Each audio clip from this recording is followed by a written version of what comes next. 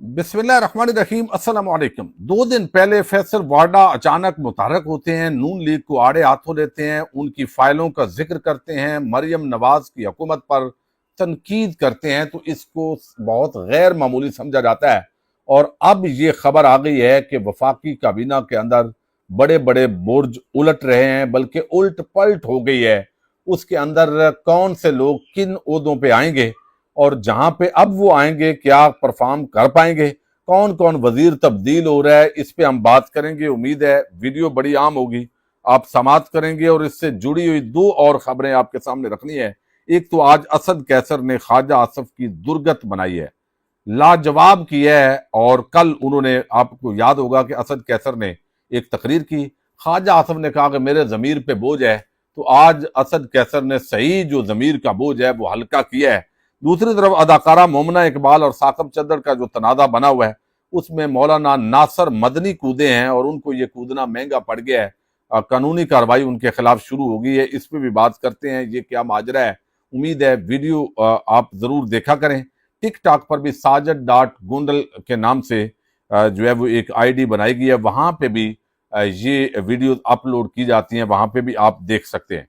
अच्छा, दूसरी तरफ जो है वो अगर आप देखें तो इस वक्त जो सिचुएशन है वो बड़ी आम हो गई है। एक तो इमरान खान की 2 दरखास्तें हैं, वो इस वक्त उनसे मुतलका वो सुप्रीम कोर्ट ऑफ पाकिस्तान में कल उनकी समाअत होने जा रही है। एक जो मुलाकातें नहीं करवाई जा रही और हाई कोर्ट के फैसले पर मुतमईन नहीं हुई पीटीआई लीडरशिप, सुप्रीम कोर्ट के अंदर जस्टिस मोहम्मद अली मदर की सरबराही में बेंच इसकी समाअत करने जा रहा है। और दूसरा जो केस है वो इमरान खान की जो मेडिकल कंडीशन है और उसके हवाले से है। और वैसे भी जो वकालतनामे हैं वो भी साइन नहीं हो रहा है, तो वो तो इन्हें अदालत के तहत जो कार्रवाइयाँ हैं उन पे भी कल आम समाअत होने जा रही है। देखते हैं इसके अंदर से क्या निकलता है। बज़ाहिर तो अदालतें इस वक्त मुकम्मल बेबस दिखाई दे रही हैं, लेकिन अब जो खबर आपके सामने रखनी है उसका ताल्लुक बुनियादी तौर पर जो है वो इस वक्त एक तो मोमना बात कर रहा हूँ, वो चूंकि अदाकारा की खबर है, लेकिन सानिया चकवाल पर जो बच्ची हानिया है उसकी पोस्टमार्टम रिपोर्ट जो आई है उसके मुताबिक नन्ही हानिया को 11 गोलियां लगी हैं।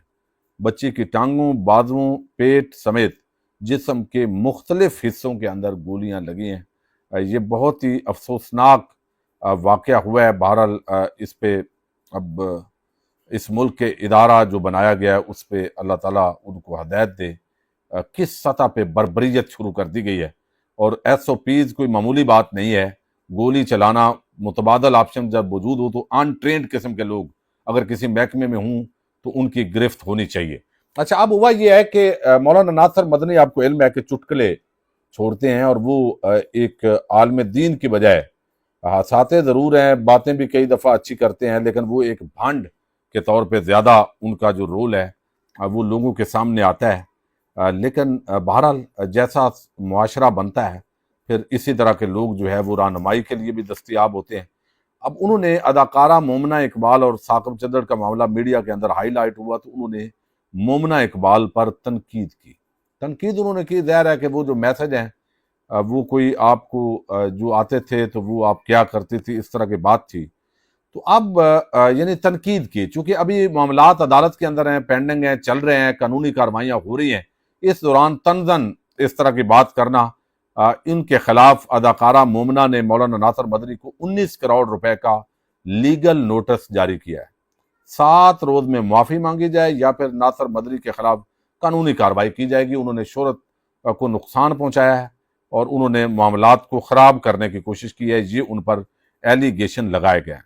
अब हुकूमत जो है, आपको इल्म है, परफॉर्मेंस नहीं हो रही, जब नहीं होती तो फिर यही होता है कि इधर उधर उल्ट पुलट कर दो। हालांकि यही नकम्मे निखट्टू लोग इधर उधर करने से क्या होगा। बड़े बड़े बुर्ज उलटने की बातें हो रही थी लेकिन वो कोई ऐसा नहीं हुआ। अब एक तो खबर ये आ गई है कि वजारत दाखिला से मोहसिन नकवी को हटा के वजारत खारजा दी जा रही है, यानी उनको वजीर खारजा बनाया जाएगा।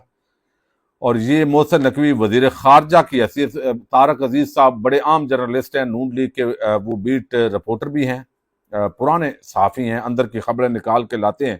तारक अजीज साहब की खबर है, 92 न्यूज़ के रिपोर्टर हैं कि काबीना में बड़े रद्दबदल का इम्कान है। मोहसिन नकवी वजीर खारजा اسحاق ڈار وزیر خزانہ یعنی جنہوں نے آج تک آئی ایم ایف کا غلام اس قوم کو بنایا ہے وہ وزیر خزانہ بنے گا. موجودہ وزیر خزانہ سے میں نے یہ آج سے 2 ہفتے پہلے ویڈیو کی تھی کہ یہ وزیر خزانہ تبدیل ہونے کی خبریں تو آ رہی ہیں، لیکن ہوگا یہ کہ یہ بجٹ اس بندے سے پیش کروایا جائے گا اور اسحاق ڈار بعد میں کہے گا کہ مجھے بھائی کیا ہے، مجھے نہیں پتا، بجٹ اس نے پیش کیا ہے تو میں جب اگلا بجٹ دوں گا تو میں تو زمین آسمان ایک کر دوں گا. تو یہ وارداتیں ہوتی ہیں بنیادی طور پر جو اس قوم کے ساتھ کی جاتی ہیں. اس وقت وہ آن بورڈ ہیں، کمیٹیوں کا حصہ ہیں. وہ یعنی جب تک وہ وزیر خزانہ نہیں بنیں گے اس وقت تک پہلے دن سے یہی امید تھی کہ وہ بعد نہیں آئیں گے. اور نواز شریف وہ اگر وزیر خزانہ ہوں گے تو خزانہ تو آلریڈی جو ہے وہ سیکٹری خزانہ اس وقت جو ہے وہ امداد اللہ بھوسال صاحب ہیں، نون لیگ کے ایم این اے ناصر بھوسال کے بھائی ہیں. تو پہلے وہ سیکٹری رہے ہیں، جو پرنسپل سیکٹری ہوتے ہیں وزیر اعلیٰ پنجاب شہباز شریف جب تھے، اب ان کو ادھر لے کے آ گئے ہیں. تو یہ ساری جو چیزیں ہیں آپس کے اندر وہ ظاہر ہے چیزیں انٹر لنک ہوتی ہیں. تو Mohsin Naqvi chairman P C B بھی رہیں گے اور ممکن ہے اسلام آباد کا جو سی ڈی ہے اس کے بھی وہ وزیر رہیں، یعنی وہاں بھی جو ٹھیکے دیے جا رہے ہیں ساری چیزیں وہ ان کو مینج کریں. اور خواجہ آصف کی جو تبدیلی ہے وہ بھی اب زیر غور ہے. یہاں پہ انہوں نے کیا کرنا ہے، ایسی بونگیاں وہ مارتے ہیں. کوئی بے شک نام کا ہی وزیر دفاع ہو لیکن جب وہ روز بونگیاں مار رہا ہو تو ادارے کہاں تک اس کی صفائی کریں گے، یعنی اس کو پتہ نہیں ہوتا بات کیا کرنی ہے. تو وہ اسی طرح کی جھک مارتے ہیں اور عموماً جو ہے وہ حکومت کو ان کی باتیں جو ہے وہ الٹی پڑتی ہیں. اب ایک اور آج ڈیولپمنٹ ہوئی ہے جس کے اندر بنیادی طور پہ کل گفتگو کی گئی خواجہ آصف کی طرف سے، اور آج اس کا جو جواب ہے وہ بڑا زبردست یہ ہے اسد کیسر نے.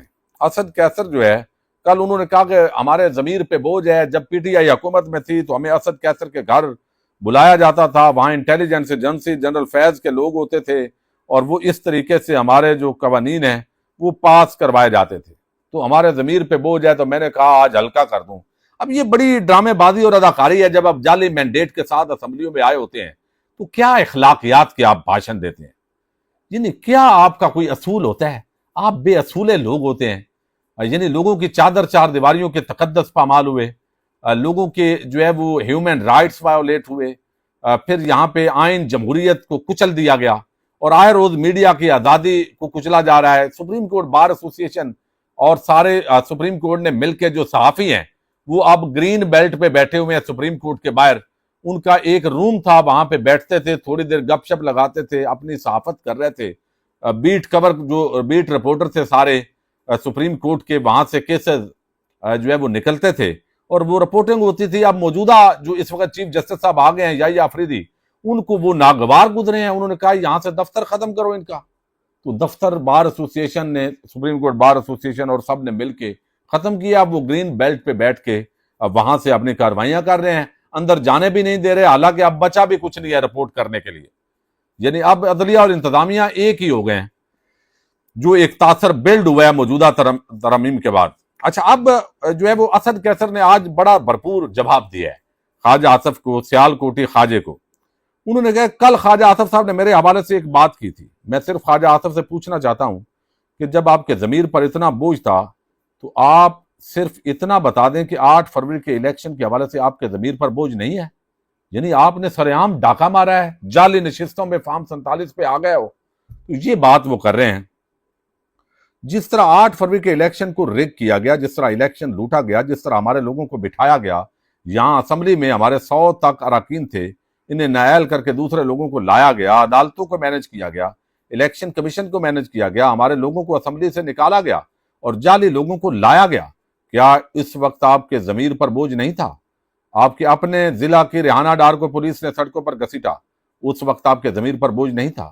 گلگت بلتستان میں جو کچھ کیا گیا، کیا اس پر بھی آپ کے ضمیر پر بوجھ نہیں ہے؟